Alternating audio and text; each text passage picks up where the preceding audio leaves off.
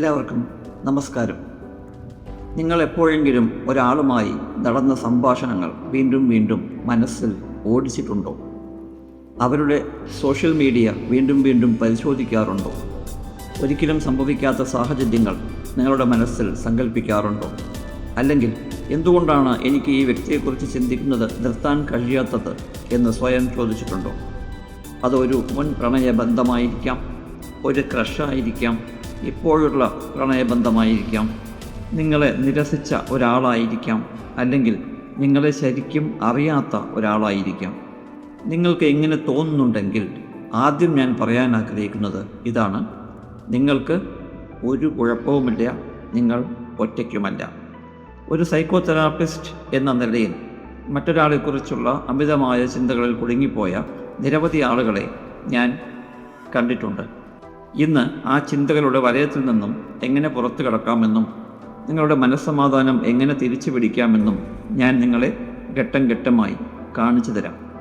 അപ്പോൾ നമുക്ക് തുടങ്ങാം അല്ലേ? ഒന്നാമത്തെ ഘട്ടത്തിൽ ഈ അമിത ചിന്ത ആ വ്യക്തിയെക്കുറിച്ച് മാത്രമല്ല വരുന്നത് എന്ന് മനസ്സിലാക്കണം. ഇവിടെ നിങ്ങളെ അത്ഭുതപ്പെടുത്തുന്ന ഒരു കാര്യമുണ്ട്. പലപ്പോഴും നിങ്ങൾക്ക് ആ വ്യക്തിയോടല്ല അമിതമായ അടുപ്പം, അവർ പ്രതിനിധീകരിക്കുന്ന ഒരു വികാരത്തോടാണ്. അത് സ്നേഹമായിരിക്കാം, അംഗീകാരമായിരിക്കാം, ഒരു വ്യക്തമായ മറുപടിയായിരിക്കാം, അല്ലെങ്കിൽ നിങ്ങൾ ആഗ്രഹിച്ചിരുന്ന ഒരു ഭാവിയായിരിക്കാം. നമ്മൾ ആഴത്തിൽ ആഗ്രഹിക്കുന്ന ഒന്ന് കിട്ടാതെ വരുമ്പോൾ നമ്മുടെ മസ്തിഷ്കം അതിനുള്ള മറുപടി തേടിക്കൊണ്ടിരിക്കും. അതിനാൽ നിങ്ങൾ സ്വയം ചോദിക്കുക, ഈ വ്യക്തിയിൽ നിന്നും ഞാൻ യഥാർത്ഥത്തിൽ എന്താണ് പ്രതീക്ഷിക്കുന്നത്? കാരണം പലപ്പോഴും ഉത്തരം ആ വ്യക്തിയല്ല, ഒരു വികാരമാണ്. രണ്ടാമത്തെ ഘട്ടം, ആ അമിത ചിന്തയ്ക്ക് വീണ്ടും വീണ്ടും ഇന്ധനം നൽകുന്നത് നിർത്തുക. അമിത ചിന്ത ഒരു തീ പോലെയാണ്.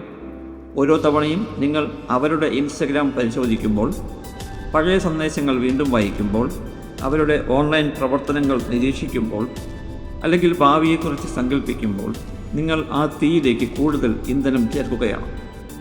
പലരും കരുതുന്നത് ഒരാളെക്കുറിച്ച് നിരന്തരം ചിന്തിക്കുന്നത് അവരെ മറക്കാൻ സഹായിക്കും എന്നാണ്. പക്ഷേ യാഥാർത്ഥ്യത്തിൽ അതാണ് ആ ബന്ധത്തെ കൂടുതൽ ശക്തമാക്കുന്നത്. അതുകൊണ്ട് ഇന്ന് നിങ്ങൾക്കുള്ള വെല്ലുവിളി ഇതാണ്: അവരെക്കുറിച്ചുള്ള പുതിയ വിവരങ്ങൾ സ്വീകരിക്കുന്നത് നിർത്തുക. വീണ്ടും പരിശോധിക്കരുത്, അന്വേഷിക്കരുത്. ഒരൊറ്റ തവണ നോക്കിയാൽ മതി എന്ന് പോലും പറയരുത്. കാരണം നിങ്ങളുടെ പ്രശ്നം മാറുവാൻ മനസ്സിന് കുറച്ച് സ്ഥലം ആവശ്യമാണ്, സമയവും ആവശ്യമാണ്. മൂന്നാമത്തെ ഘട്ടമായി, നിങ്ങളുടെ നഷ്ടത്തെ അനുഭവിക്കുവാൻ സ്വയം അനുവദിക്കുക. പലരും കുടുങ്ങിപ്പോകാനുള്ള ഒരു പ്രധാനപ്പെട്ട കാരണം അവർ യഥാർത്ഥത്തിൽ ദുഃഖത്തെ നേരിടുന്നില്ല എന്നതാണ്. ദുഃഖം, നിരാശ, ഏകാന്തത, നിരസിക്കപ്പെട്ടു എന്ന തോന്നൽ, ഇവയെ അനുഭവിക്കുന്നതിന് പകരം അവർ നിരന്തരമായ ചിന്തകളിലൂടെ അതിൽ നിന്നും ഒഴിഞ്ഞു മാറാൻ ശ്രമിക്കുന്നു. എന്നാൽ ചിന്തിക്കുന്നത് രോഗശാന്തിയല്ല.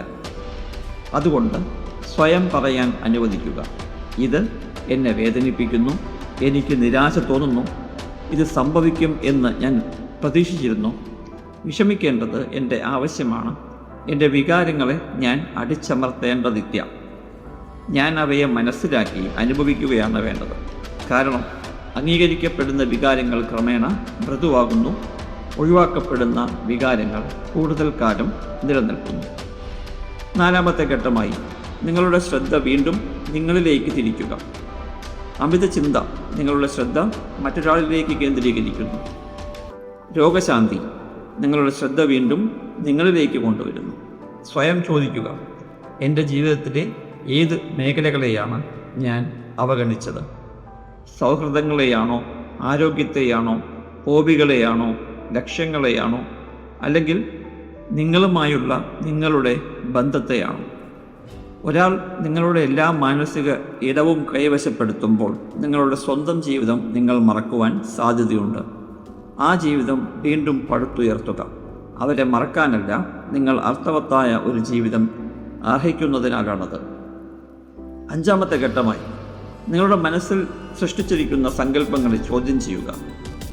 നമ്മുടെ മനസ്സ് ആളുകളെ ആദർശവൽക്കരിക്കുന്നതിൽ വളരെ മിടുക്കനാണ്. നല്ല നിമിഷങ്ങൾ മാത്രം ഓർക്കുന്നു, സാധ്യതകൾ സങ്കല്പിക്കുന്നു. ചിലപ്പോൾ യഥാർത്ഥത്തിൽ ഒരിക്കലും ഉണ്ടായിരുന്നിട്ടില്ലാത്ത ഒരു തികഞ്ഞ വ്യക്തിയെ മനസ്സിൽ സൃഷ്ടിക്കുകയും ചെയ്യുന്നു. അതുകൊണ്ട് സ്വയം ചോദിക്കുക, ഞാൻ യഥാർത്ഥ വ്യക്തിയോടാണോ എന്നെ ബന്ധിപ്പിച്ചിരിക്കുന്നത്, അതല്ലെങ്കിൽ എൻ്റെ മനസ്സിൽ ഞാൻ സൃഷ്ടിച്ച കഥയോടാണോ? ബന്ധങ്ങൾ യാഥാർത്ഥ്യത്തിലാണ് നിലനിൽക്കുന്നത്, സങ്കല്പങ്ങളിൽ അല്ല. നിങ്ങൾ കൂടുതൽ സത്യസന്ധരാകുമ്പോൾ ചിന്തകളെ വിട്ടുകളയുന്നത് കൂടുതൽ എളുപ്പമാകുന്നു. 6ാമത്തെ ഘട്ടമായി, ക്ലോഷർ എല്ലായ്പ്പോഴും അവരിൽ നിന്ന് ലഭിക്കണം എന്നില്ല എന്നത് അംഗീകരിക്കുക. പലരും ഇങ്ങനെ ചിന്തിക്കുന്നു, അവർ ഒരിക്കൽ കൂടി വിശദീകരിച്ചിരുന്നുവെങ്കിൽ, അവർ ഒരു സന്ദേശമെങ്കിലും അയച്ചിരുന്നുവെങ്കിൽ, ഒരിക്കൽ കൂടി സംസാരിക്കുവാൻ കഴിഞ്ഞിരുന്നെങ്കിൽ എനിക്ക് മുന്നോട്ട് പോകാമായിരുന്നു. പക്ഷേ ക്ലോഷർ മറ്റൊരാൾ നിങ്ങൾക്ക് നൽകുന്ന ഒന്നല്ല, നിങ്ങൾ സ്വയം സൃഷ്ടിക്കുന്ന ഒന്നാണ്. കാരണം നിങ്ങളുടെ മനസ്സമാധാനം മറ്റൊരാളുടെ തീരുമാനങ്ങളെ ആശ്രയിച്ചിരിക്കരുത്.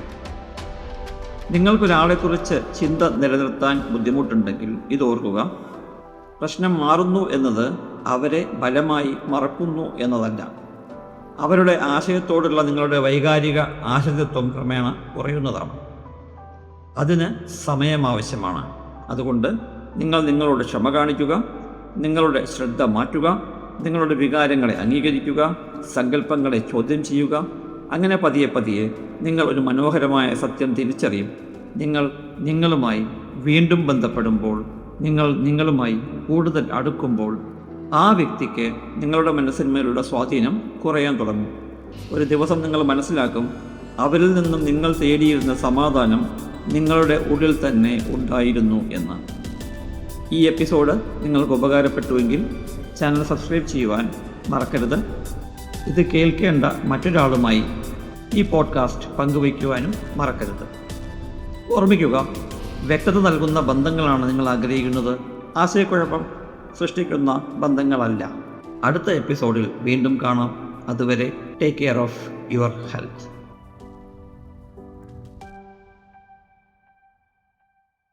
Generate by AI.